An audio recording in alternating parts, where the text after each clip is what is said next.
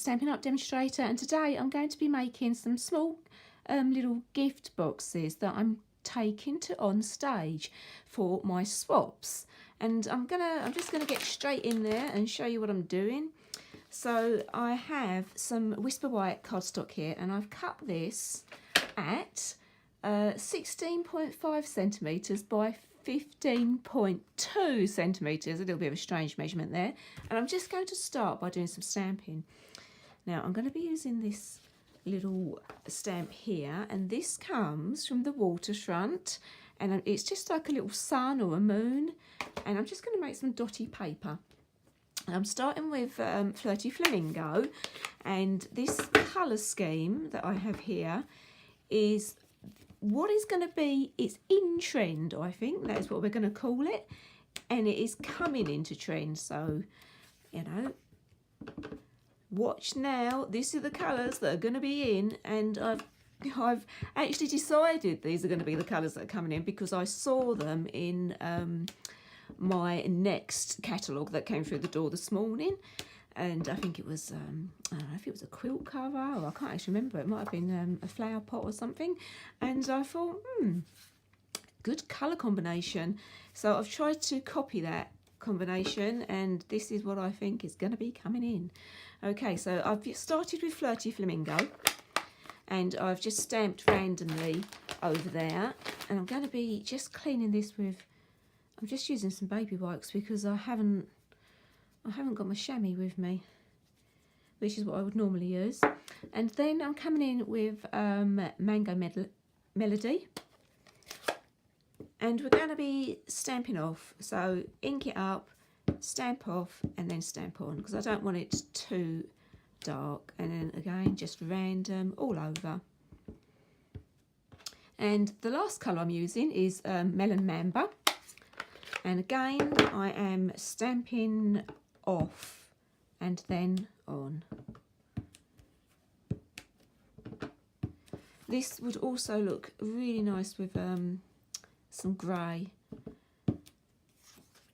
But I only have the basic grey at the moment. I need to get some new grey. Okay, so when you're stamping, don't forget to stamp off the edge as well of your cardstock, and I think actually I've nearly finished that.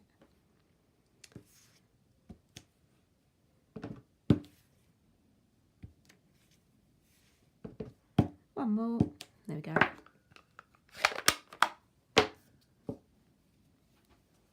Okay, and that is actually all the stamping that we're going to be doing, and I'm going to be doing a little bit of scoring now. I'm going to use my scoreboard. So I'm starting with the long edge at the top, and we're going to be scoring at 4 centimetres. So just scoring and then flipping it over, and we're doing 4 centimetres on the other side, and then turning it the other way round. And then I want to score at 2 at each end. So I'm going to use the 2 centimetres on this side of the scoreboard. And then I'm going to turn it round and do it again. So we've got 2 centimetres at both ends.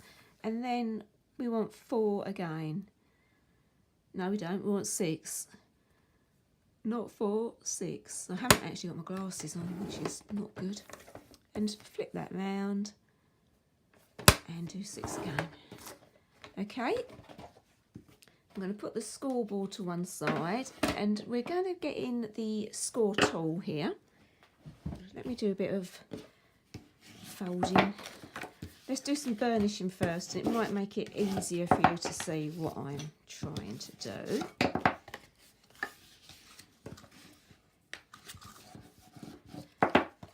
Okay, so the box is going to fold up like this. And we want at these 2 ends, so this is going to be the bottom of the box, and these 2 rectangles, we need to just put a little pencil line in here. At about 1.5. And we want it at the other end as well. So just a little pencil line there. And so using the ruler, I'm going to come from this corner to that point and that corner to that point. So from this corner up to that point, and I'm just going to run my scoring tool along there a couple of times, and then exactly the same on this one from that corner up to my pencil line. And then we're going to flip that over and do the same on the other side. And then once we've done that, we are going to do some cutting. Right, now I'm going to just do a little bit of cutting. So we need to cut all of these rectangles off on each side. And we also need to cut right the way along there. So let's start doing that first. So I'm going to cut this score line right up to where we've done those score lines, that the triangle score line there. So we've got a flap there. I'm going to do the same on the other side, and then we need to do the same opposite as well. There's not that much cutting actually. It's not. It looks confusing, but it isn't. I found this box, and then we're going to cut these little rectangles off. I found this box, and I can't remember the lady's name, but I will try and find it and put it on my blog post. And I don't know if she was a German lady, but there was no video or instructions, but there was just a small diagram of her measurements. And so I copied it, although this one I changed all the measurements because I didn't want it as big as the one that she'd made. Okay, so now we've done that, we can burnish these score lines. So we need to just fold them over, and it's much simpler to do this when you've done your cutting. And then we're going to do the same. It folds over nice and easily. And now I'm just going to rub those pencil lines out that we made. We don't want those there anymore. And the box is then going to go together sort of like this. And these pieces inside, they pinch in, so it all goes together like that. And it's sort of like a nice little. I think they call them a trapeze box. I'm not sure why. And there you go. So we're going to put some tear and tape on these 4 flaps. Okay, so I've taken the backing off my tear and tape that I've put on each of these squares here, and then we're just going to fold that in and make sure your edges are straight, which would be much easier if I remember to bring my reading glasses with me.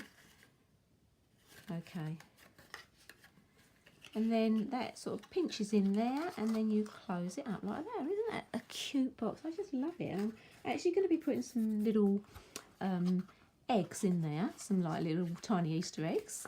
So of course we haven't finished, we're going to do a bit more decoration. So I also, using some vellum, I'm going to make a belly band. And this is, I've written the measurements down because I knew I wouldn't remember, it's 15.5 centimetres long by 6.5 wide. And we're going to put that, we're going to wrap it around. So just going to start at the bottom and just wrap it around, just do some little pinch lines. So we're just pinching as we go.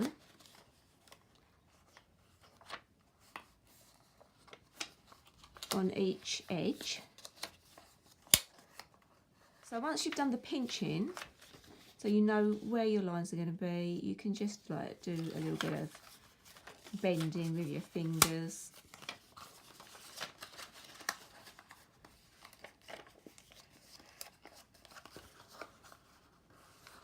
So you don't want the belly band to be so tight that you can't get it off, because obviously the person receiving your lovely gift is going to want to get in there to see what's inside. Okay.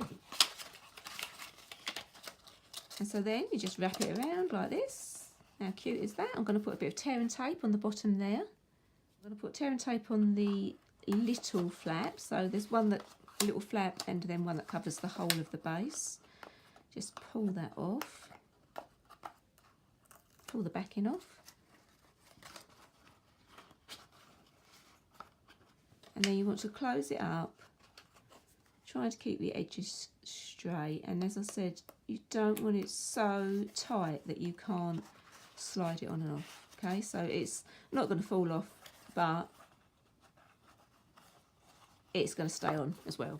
Okay, so now we're going to do a little bit of decoration. Now I have used a few dies here, so you can use whatever you have available to you.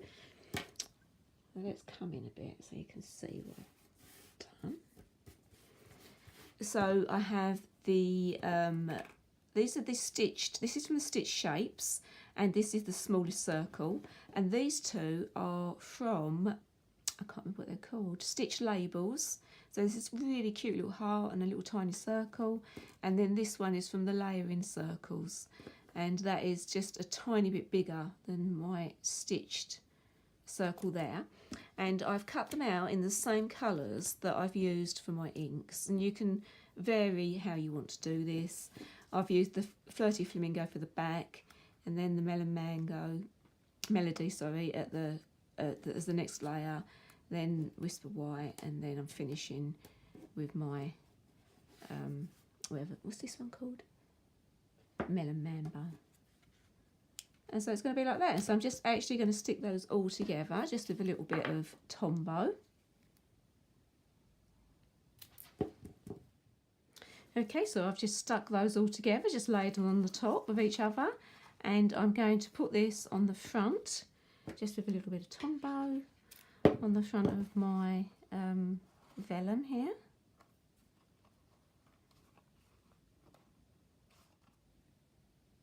And then there's my box finished. How cute is that? And here's another one I made before, because I'm making them a few of these. As I said, they're going to be swaps for on stage, and it's just slightly different colour combo. So I've used all the same colours, but I've just cut them out differently. And here's another one I made. This is one I made that for a card class that I did recently, and I've used some of the paper that's actually retired now. And it just slides off like this, and then inside we've got some little eggs. How lovely is that? And then I made another one, and this is a longer one. Now this was the original size that I copied from, I cased from somebody, and this is really cute. And again, what I've used here, this is the Painted Seasons. Again, that has retired now, but if you've got it, you can use it, or you could do something different. The butterfly is still available.